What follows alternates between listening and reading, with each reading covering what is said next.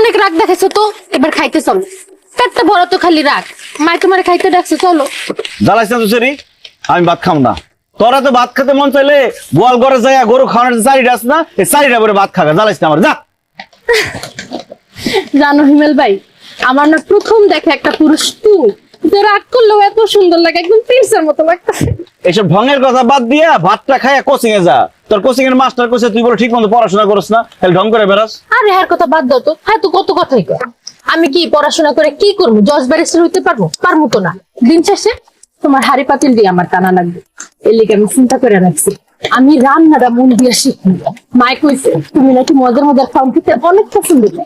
আমি কি পছন্দ করি আর না করি সেটা চিন্তা ভাবনা না করে পড়াশোনাটা ঠিক মতো কর। আর কয়টা দিন গেলে তোর বিয়া দিল, শ্বশুর বাড়িতে যাইয়া তারপরে মজার মজার খাওয়ান রান দিস। ইস রে, আমার বিয়াটা তো তোমার লগেই হইব, তুমি না কিছুই বুঝো না। আচ্ছা আমার কও না,